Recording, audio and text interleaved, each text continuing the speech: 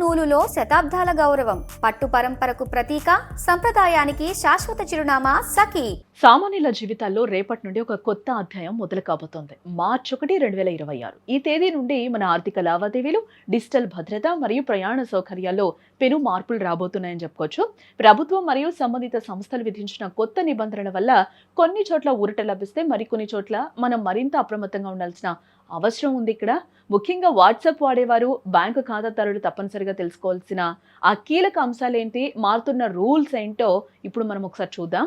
ప్రతి నెల మొదటి తేదీన జరిగే సంప్రదాయం ప్రకారం మార్చి 1వ తేదీన చమురు మార్కెటింగ్ కంపెనీలు గృహ మరియు వాణిజ్య ఎల్పిజి సిలిండర్ల కొత్త ధరలను ప్రకటిస్తాయి. అంతర్జాతీయ ముడి చమురు ధరలు పెరిగితే గ్యాస్ ధరలు పెరిగే అవకాశం ఉంటుంది. ఇది సామాన్యుల వంటింటి బడ్జెట్ను నేరుగా ప్రభావితం చేస్తుంది. ఒకవేళ ధరలు తగ్గితే అది వినియోగదారులకు పెద్ద ఊరట కానుందని కూడా మనం ఇక్కడ చెప్పుకోవచ్చు. అలాగే భారతీయ రైల్వే ప్రయాణికులకు ఇది అతిపెద్ద మార్పు అని కూడా చెప్పుకోవచ్చు. రేపటి నుండి పాత యూటీఎస్ యాప్ పూర్తిగా నిలిచిపోనుంది. దాని స్థానంలో మరింత వేగవంతమైన, సురక్షితమైన మరియు యూజర్ ఫ్రెండ్లీగా ఉండే రైల్1 యాప్ అందుబాటులోకి వస్తుంది. జనరల్, ప్లాట్ఫామ్ మరియు అన్రిజర్వ్డ్ టికెట్ల బుకింగ్ కోసం ఇకపై ఈ కొత్త యాప్ మాత్రమే వాడుకోవాలి.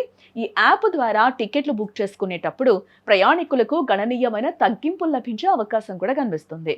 ఇక సైబర్ నేరాలు మరియు నకిలీ నంబర్లను అరికట్టడానికి టెలికాం విభాగం అత్యంత కఠినమైన సిమ్ బైండింగ్ రూల్ను తెచ్చింది. దీని ప్రకారం వాట్సాప్, టెలిగ్రామ్, సిగ్నల్ వంటి మెసేజింగ్ యాప్లు పనిచేయాలి అంటే ఆ అకౌంట్ లింక్ అయిన సిమ్ కార్డ్ ఖచ్చితంగా అదే ఫోన్లో ఉండాలి.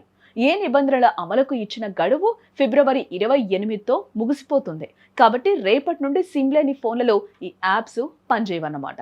ఈ కొత్త సిమ్ బైండింగ్ నిబంధన వల్ల విదేశాల్లో ఉండే సైబర్ నేరగాళ్లు మన దేశ నంబర్లతో యాప్స్ వాడటం ఇక సాధ్యం కాదన్నమాట. దీనివల్ల మోసపూరిత కార్యకలాపాలు తగ్గుతాయని నిపుణులు కూడా భావిస్తూ ఉన్నారు. అలాగే మీరు కంప్యూటర్ లేదా వెబ్ బ్రౌజర్లో వాడుతూ ఉంటే ప్రతి 6 గంటలకు ఒకసారి ఆటోమేటిక్గా లాగౌట్ అవుతుంది. తిరిగి లాగిన్ అవ్వాలి అంటే క్యూఆర్ కోడ్ ద్వారా మొబైల్ సిమ్తో వెరిఫై చేయాలి. ఇక ప్రభుత్వ రంగ బ్యాంకులు ఖాతాదారులకు ఊరటనిచ్చేలా కనీస బ్యాలెన్స్ లెక్కించే విధానంలో మార్పులు అయితే చేస్తున్నాయి.